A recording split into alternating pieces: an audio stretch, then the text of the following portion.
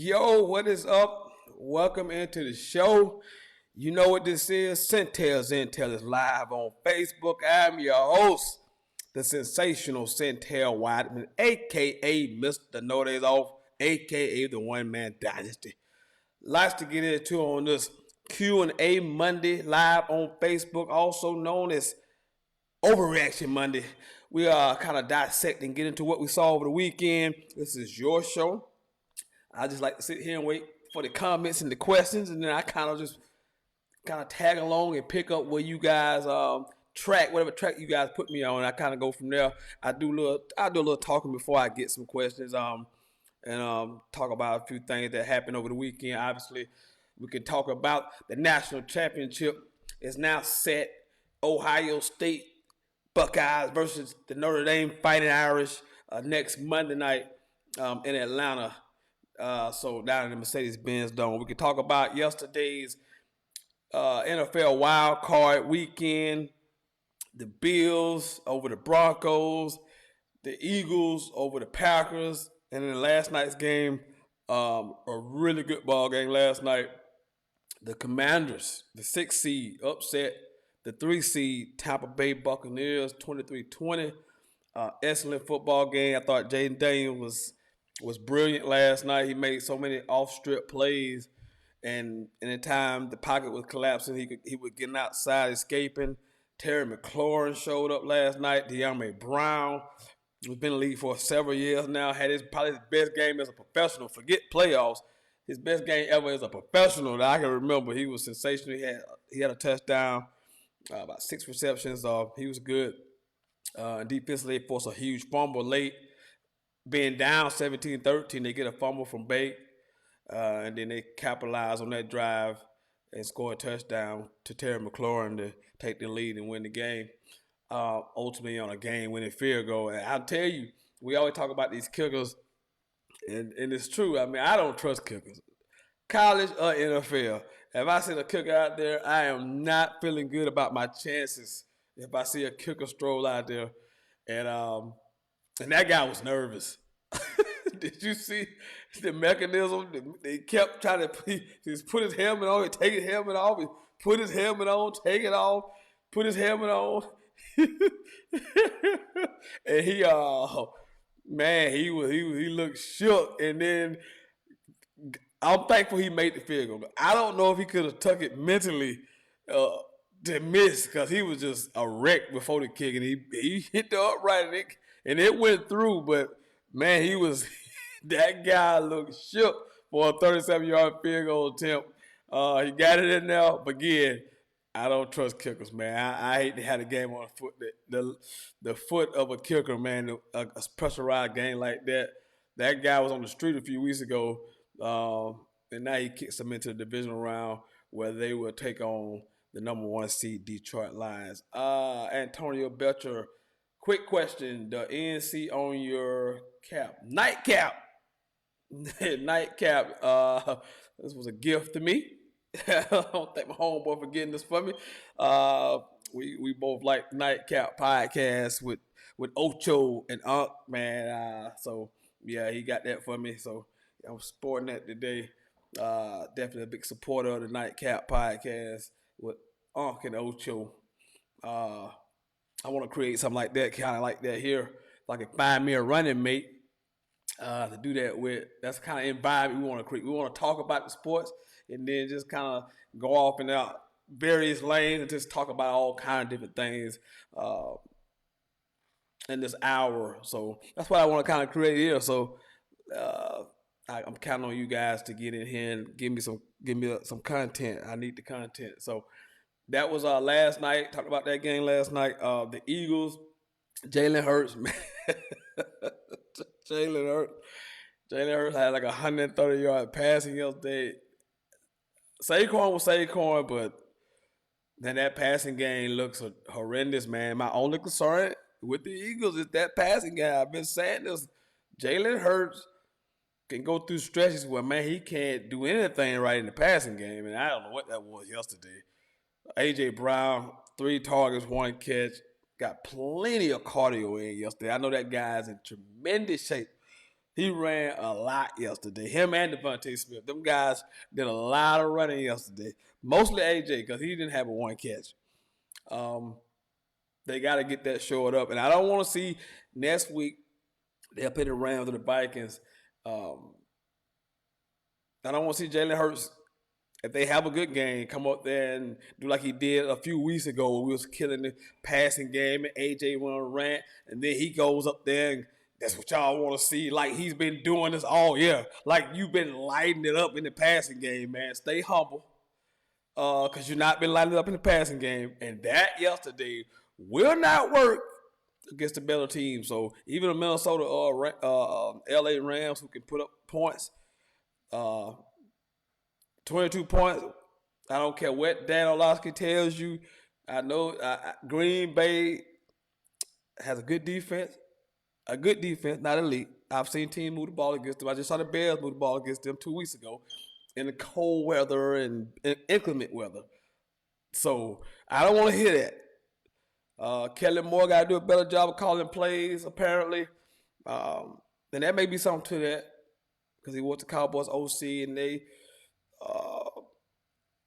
and their scheme is kind of vanilla. It's not a real nuanced scheme. They don't do a whole lot of motions and shifts. But they got to do better in the passing game. They do get the win. The Packers had all kind of injuries yesterday. They came into the game down one receiver. Then they lose Romeo Doubs. Then they lose Jalen Reed. So they had their top 3 receivers down. But Josh Jacobs, he showed up, played really, really hard. I like his effort. But Packers are going home. Eagles move on to the divisional round. First game of the day, Buffalo annihilated Denver. Denver got to a 7-0 lead. The game was 31-7. That's what the first and only point that they scored the rest of the game. They harassed Bo Nix all day. Josh Allen was Josh Allen. He didn't have a tremendous day in the passing game, but they could run the football with James Cook, man. James Cook has basically scored a touchdown down near every game they played. He led the league in rushing TDs. I think he had 2 yesterday. So they can run it. The Buffalo's physical up front. Defense is a little bit better. They can still get after the passes just a little bit. But next week, when we'll get more into that, as this show goes along, we'll talk about a little bit about next week's matchup. And we know what it is. It don't get no bigger. It don't get no more headlines and bigger than this. Josh Allen and Lamar Jackson next week. It's gonna be a movie. It's gonna be a movie next week. In Buffalo, Ravens and Bills. From Saturday, we had 2 games Saturday. The first game with the Texans and the Chargers. Texans get a win. I came on here last week. Now it was a Monday, so we had a whole week. I hadn't had a chance to see you guys, talk to you people in a whole week, and I did. First upset that came to my mind was Chargers over Texans. And I just didn't see a performance from the Texans to do that. I had saw it all year. They hadn't played well, and they summoned it up. As a combination of things, they summoned it up. Justin Herbert folded in that moment. The man had threw 3 interceptions all season. 3 interceptions all season. He had 3 all season. He had 4 in one game. So this is what you thought to separate all these guys we talk about. That's why I say there's only 4 really elite guys. Everybody else is kind of, there's tears to this thing, but we just know it's 4 guys that we just gonna sit all to the side by themselves. And they're not even particularly close to anybody else. I don't care what nobody tells you. We can have this discussion if you want. But the 4 guys in this NFL that we know that are absolutely beyond a shadow of a doubt elite, could put teams on their back. You can change the system. You can do whatever you want to change around those 4 people. They're going to perform at a very high level, regardless. And you saw Justin Herbert Saturday just kind of like the clock struck midnight, and he just turned into something. We had a turnover machine that we hadn't saw all season long. Texans ran the football. I thought C.J. Stroud played okay. Nico Collins obviously got in the end zone. But I thought the defense, they really got out the Herbert, rushed the passer, and Joe Mixon was a man amongst boys, got it done. The nightcap, no pun intended. Steelers and the Ravens. I told you last week that the Steelers had zero chance of beating the Ravens. So, and it played out that way. Early on, it was just embarrassing. Early on, I think it was 21-0. I think the Steelers got up down 21-0, if I'm not mistaken, and they just looked lifeless, defeated. And I saw this coming. They finished the season on a 4-game losing streak, and I don't know where to go from here. And I'm gonna ask this question. I'm gonna continue to ask this question, and I don't think it's blasphemy. Is it time to move on from Mike Tomlin? And like I said, mutually split. Well, I don't think they would ever fire him, man. They don't fire coaches. They ain't fired Chuck Noll. They didn't fire Bill Cowher. But is it time to mutually split from Mike Tomlin? I think it would be. I think the philosophy that they have right now is not working because they're just good enough to get into the playoffs. But that's it. So you either in the league, if you're going to get better, you either got to bottom out or you got to be really good. You can't really be in the middle because you don't get any better. Russell's be done with them next year. Do you turn to Justin Fields? Is Justin Fields your quarterback moving forward? I mean, what do you do there? Do you bring in another veteran? But again, you have a short shelf life. Even if you bring in a veteran, you're still on a 1-year, 2-year guy. You don't have a 5-10 year plan. You're playing season to season right now, and that's not where you want to be at to ultimately get where you're trying to go. You're bringing in a Kirk Cousins. Are you winning the Super Bowl with Kirk Cousins? Are you any closer? No. I mean, what we have in Justin Fields? You want to see what Justin Fields has? Me personally, I would see what Justin Fields has. But you got to put some pieces around Justin Fields. Are the Steelers going to be out? Are they going to be aggressive and go do those things? Probably not. Just not in their nature. They don't spend a whole lot of money. They have a certain way they want to do things. But at this point, having won a playoff game in 9 years, that is a long time. A long time. So, still got a lot of questions to be answered this offseason. It'd be interesting to see what they do. And I want to hear from you people. What do you think? Should the Steelers want to move on from Mike Tomlin? Should Mike Tomlin want to get away from the Steelers? I mean, what are we doing here? What are we doing here? Shakira Road, Texas, surprised me. Didn't see that coming, I must admit. I'm right there with you. Nothing had showed me that the Texans had that performance in them. Nothing had showed me that they had that performance in them. But I knew they could get after the quarterback. But I thought the Chargers O-line was pretty good. And Darryl Stingley is an all-pro at corner. He is as good as it gets in this league. We talk about Pat Surtain a lot.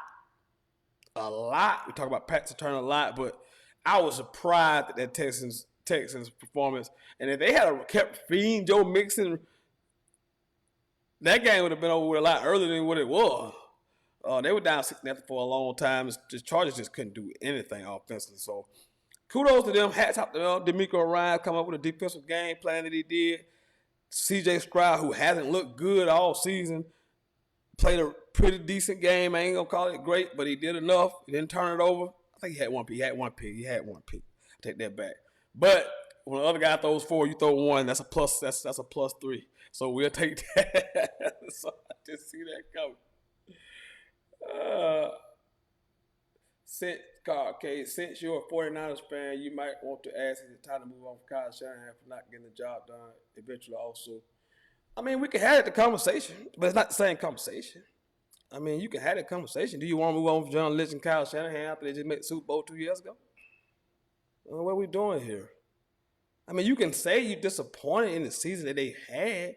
We also can point to the fact that they had a thousand injuries. If you want to use that, I'm not going to use that. I'm just calling it a Super Bowl hangover. But to sit here and compare those two situations, it's not the same. It's not the same. If my team continuously 8-8, 9-8, we're 49ers too. We got a story program, a story franchise too. And we continually going 9-8, 9-8, 8-9, 10-7. getting bounced out around. Yes, I'm gonna start having the same question. I'm gonna start asking the same question. Is it time to get rid of John Lynch and Kyle Shanahan? But to compare those two situations, not even the same ballpark. It ain't even the same thing. One team just went to the Super Bowl the previous year. They just played the Super Bowl this last year. Just played for the Super Bowl. There have been in four AFC championship games in the last 6 years. What are we doing here? What are we doing? That's not even the same thing. But we can have that conversation. I'm definitely upset with the season we had. You want to have a conversation about getting rid of John Lynch and Kyle Shanahan? Am I upset with Kyle Shanahan? Absolutely. I thought he did a terrible job this year. But there's a lot of things going around other than him. If you want to be real about it, I don't try to use the injury excuses. They are what they are. But they're not the same. They're not the same thing. That's what we're doing. Not the same thing. Shakir Rowe, keep Tomlin, build around Fields, give him some weapons. In today's NFL, you need a two-way quarterback that can also run, build around Fields. I believe it. I think you should give Fields a chance too. I'd like to see what he can do with a legit team around him. But I mean, you gotta put some around him, man. You got the O-line. They gotta get that O-line solidified. They need another receiver outside of George Pickens. I like the tight end. Got some good backs. You gotta put a good offensive mind. I'm not an Arthur Smith guy, which he can interview for some head coaching jobs from what I hear. Some interest. I don't know why that would be. Did you not see him in Atlanta? Did you not see him in Atlanta? He was bad. He was bad.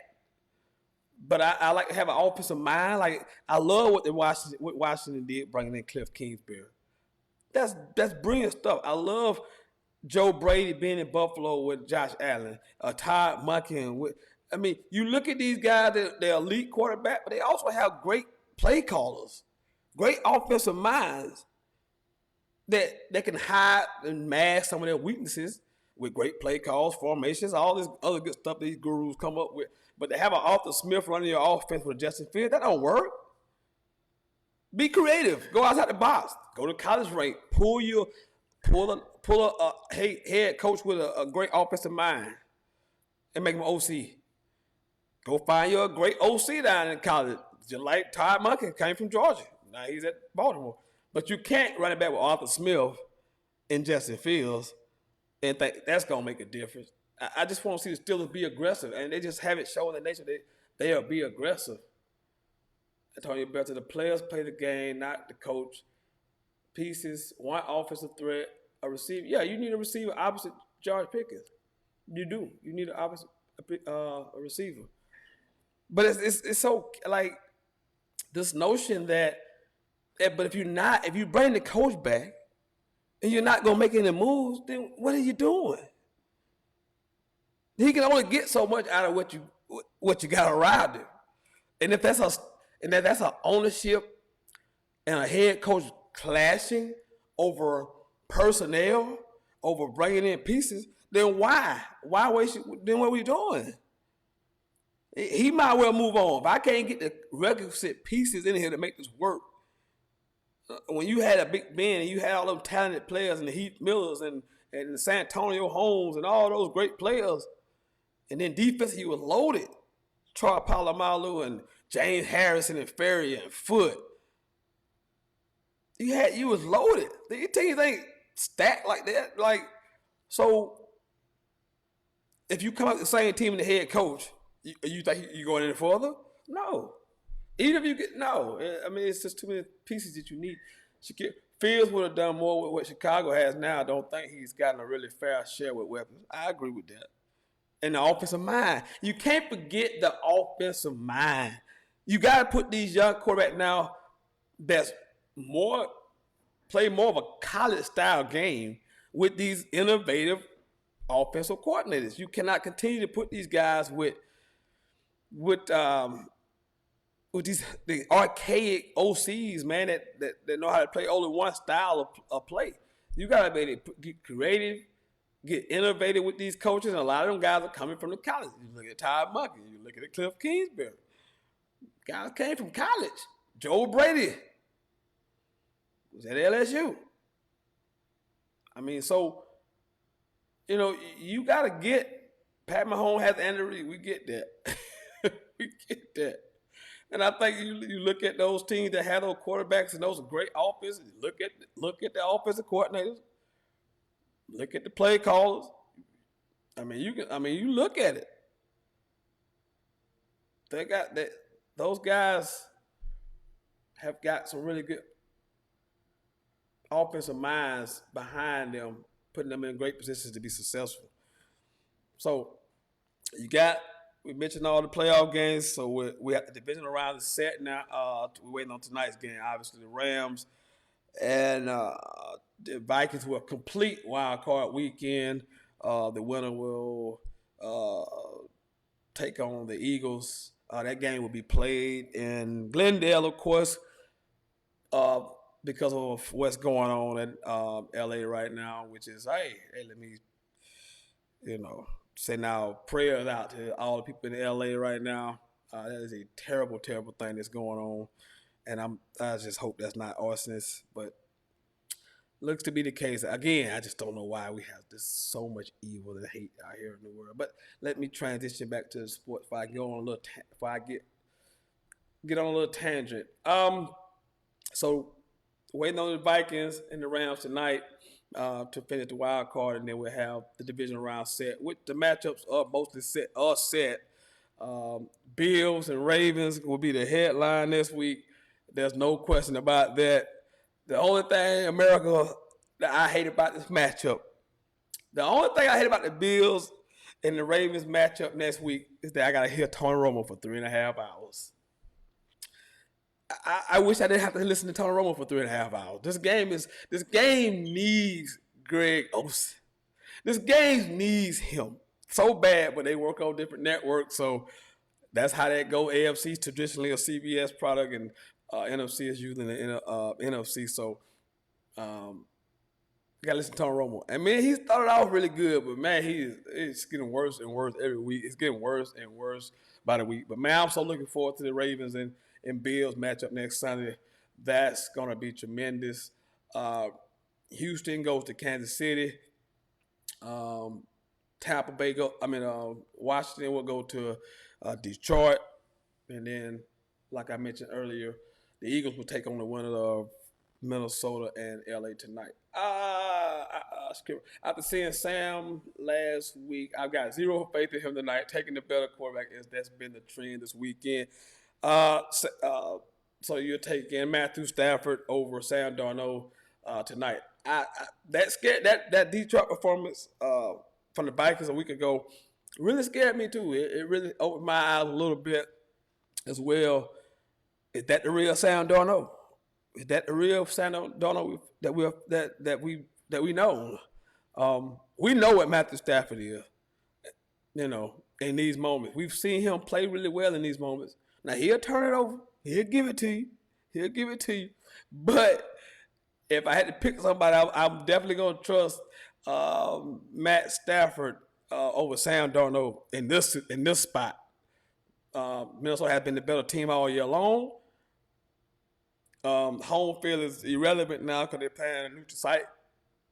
I don't know how much home field would have helped the Rams anyway. That LA Charger, LA Ram fan base is non-existent. Those teams really don't have a lot of fan support, so I don't think that matters. I'm with you. I would trust Matt Stafford more than I would trust Sam Darnold. But that performance last week it scared me. But they still got Justin Jefferson and Jordan Addison playing out of his mind. T.J. Hawkinson, Aaron Jones, and the Rams defense. It's okay. It's not great. Now we know Minnesota can turn in a great defensive performance. They get after the quarterback. The former head coach Brian Flores dials up a lot of exotic schemes and blitzing packages that he do. He blitzes the most of the any team in the NFL. So they can get you behind the sticks. Could get dangerous for Sam, but Puka and Cooper Cup. I mentioned Kyron Williams. All he does is scores touchdowns as well. So should be a fun matchup. Should be a good game. Kind of similar to the game we got last night. Should be a close game, competitive game. I don't see a blowout either way. I think both teams would put up a decent performance. Go back to last Thursday and Friday, switching gears to college football. We had two semifinal games. Thursday night, we had Penn State and Notre Dame. Quality football game. It started out pretty slow, but it picked up, and they were going back and forth, and ultimately Notre Dame wins 27 to 24. They just did just enough to get the win. Riley Leonard, I said I'll take Riley Leonard over Drew Allard. And Riley Leonard made just a few more plays than he did. Penn State completed no passes to receivers in the game. That's almost impossible in today's football. They completed 0 passes to receivers in the ball game. That's almost damn near impossible to believe that happened, but it happened. For the quality football game, 27-24. They get it done. They head to national championship. That was my national championship pick. So I feel real good about myself right about now. Now I also picked Oregon to make it to the game, but that's neither here nor there. I picked Notre Dame, Notre Dame to get the championship. They are here. I told you when this playoff started that it was going to be a hot team from the first round who's going to get the championship. And 2 teams from the first round of the championship. Things rhythmatic. Football is like a rhythm sport, just like anything else, man. You play, you get better when you play. You're going to get better when you're sitting around not playing. You get better. And now Ohio State seems to find their switch. Speaking of Friday night, Ohio State beat Texas 28-14. That was a really good football game. Boy, Steve Sarkisian. Boy, them goal line plays left a lot to be desired down on the goal line. It was 21-14. Texas at the 1-yard line. First and goal from the 1. Texas at the ball. First and goal from the 1. Down 21-14. They get stuffed on first down. And then for some godforsaken reason, one of the worst offensive play calls I've ever seen in a big-time game, they toss sweep the ball. They lose like 5 yards on the toss sweep. Oh, my God. They do nothing on third down. There's 4th and goal, and they give up a strip sack, fumble, recovery, and a scoop and score. The guy who sacked got the fumble, picked it up, and ran it back like 95 yards. That was the ball game. And that was the ball game. I just, man, Sarkisian, and I love Sark, man. He's done a great job at Texas. The guys make playoff 2 years in a row. He's built the roster right. Both lines of scrimmages, they look good. But that was bad. I know Ohio State is stout, and I'm listening to the broadcast and Kurt and Chris Fowler, who does a great job, say, hey, they tough to run against. I don't give a damn. From the 1, they getting 3 running back dives. They getting back to back to back. You're going to have to show me 3 straight plays. You're going to stop me from the 1 before I ever do anything else. That toss sweep was egregious. What a horrible play call. Just bad. Bad. Antonio Belcher, Ohio State the favorite. Who you got? It's early. I think, of course, Ohio State is the favorite. But, man, Texas, now I don't know if Notre Dame can execute this, but Texas had a great defensive game plan against Ohio State. Jeremiah Smith basically was invisible for the most of the game, and that was a great job that Texas did. They played a lot of cover, 2-shell coverage. They rolled the coverage toward him, so they was like, he's not going to beat us. And they forced Will Howard to be very patient because that cover two is making him hold that ball, checking it down underneath. Tex was right up at the tackle. I tweeted, I posted. Ohio State will have to run Texas out of that cover two. You can't really throw them out of that cover two. You got to run them out of that cover two to make that safety come out of that box. Then you can start doing some things. But they did a great job of being able to slow the run down with just 4, drop 7, play that over the top coverage, and just limit those big explosive plays that you saw from Ohio State against Oregon, where they just made a bunch of just over the top big plays, and they were just not gonna give that up. They did a tremendous job of being sound, fundamentally sound with the coverage. Like, don't do your job in this coverage. Do your job. Don't take the bait on the underneath stuff. Don't jump. We're not giving them nothing deep. And they did a tremendous job, I thought, of coverage. So maybe Notre Dame can take something from that. They have a really good defense. They play more man. They're a more man team. But sometimes you have to adapt. Adapt or die. Because you can see how it looks early, but boy, it'd be hard pressed to be going a lot of man-to-man against those receivers from Ohio State. They got some dogs, and Jeremiah Smith is the lead dog. They got some guys. So it'd be tough to just go out there and say, we're going to play man-to-man, which is what they do against Ohio State. But they are the favorite. They got the most talented team. But it's something about it. It's something about it. You know, some teams have something. They have it, right? Like they just have this thing that you just feel like Notre Dame had this thing that I felt for a long time early in the season. Like once they got past that Northern Illinois loss, it's like this team gonna be all right. They play really sound defense. They can run the ball. They got a smart veteran quarterback, and they got a great head football coach. That cannot be understated. They have a great head football coach who played football at the Ohio State University, who also was the defensive coordinator at Ohio State back in 2021. But we'll talk about that game because I will be on air next Monday, so I'll have a chance to give me a prediction after going over it and scouring it. I won't make a prediction today, but I'll make one next Monday because we'll be right here the day of the national championship game. But Ohio State is clearly going to be the favorite because of the talent that they have and the explosiveness of the offense. You saw Judkins, you saw Henderson hit his head from about on the goal post from 80 yards.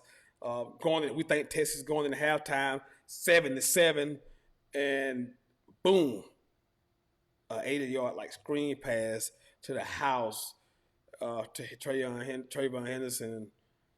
There you go. Shakiro, fireball play call. Yeah, that was bad. That was bad. You know, he's still one of the few guys who calls his own plays, man. That thing is not really working. The last guy, somebody brought up stat, the last guy from college that called his own plays and won a national championship was Jimbo Fisher back in 2013. I'm trying to get my head coach to stop calling his own plays. Not Kyle Shanahan, but my college coach. Because it just seems like it's a tough task to do both. Shakiro, do you do the defense a favor calling that pitch, man? Too much speed for Ohio State. Yeah, that's asking a lot to try to outflank one of the most athletic teams in the cut like that. Just it's bad, man. It's up there with the Seattle Seahawks against the Patriots play call. It's up there. It's up there with it. You got to. I'm running a dive play 3 times in a row from the 1-yard line. You have to show me. You stop me 3 times in a row. You gonna have to show me. Like you gonna have to show me that. Like that's you have to show me that. Like that's wild. Like I can't believe they did that so quick. Shakiro, one thing that worries me is Notre Dame injuries on the line. Ohio State running game should push them around. Plus Notre Dame runs a lot of man schemes, so really interested to see what they do. Right. I didn't read your comment before I spoke on it about man-to-man. They play a lot of man-to-man coverage, and they are banged up on the D-line a little bit, so they could get pushed around because Notre Dame Penn State, Ohio State is very physical up front. A lot of them things, those 14 that were left, they all physical.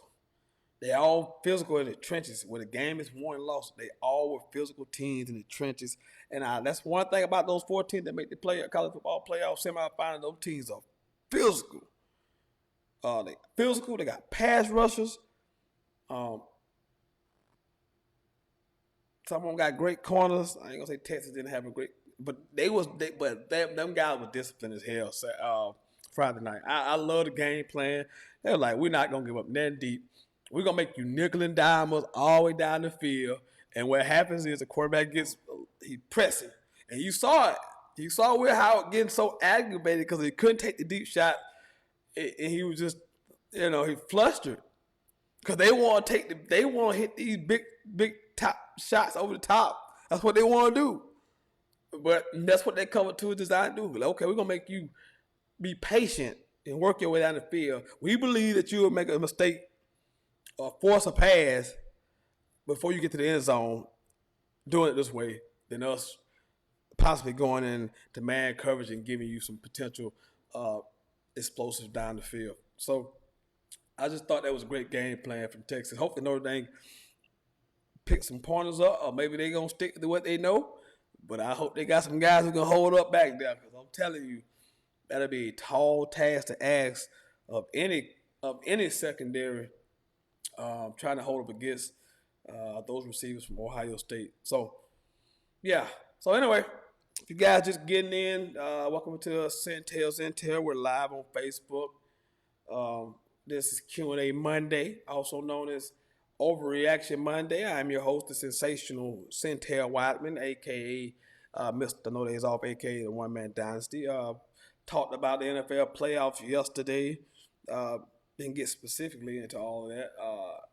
Read a few comments about yesterday's playoffs. And we'll go back through those games. And if you're out there, you're watching, again, this is how it works. Comments, questions, I read them, I answer them to my best of my abilities, and then we move along. Talked about the playoff game yesterday. Last night, Buccaneers and Commanders get the win, 6 over the 3 seed. Jaden Daniels was brilliant. Mentioned the Eagles beating the Packers. Thought Jalen Hurts was god awful yesterday, but he didn't play. He hadn't played in 3 weeks, so maybe they'll chop up the rust. We shall see moving forward. Buffalo destroyed Denver, 31-7. Houston over the Chargers, 32-12, I believe. And then the Ravens over Steelers, 28-14. Then we talked about college football playoffs, and I'll be back again next Monday, and we'll talk a little bit more in depth about that. We'll talk about the divisional round of the playoffs. We'll break that down, recap that.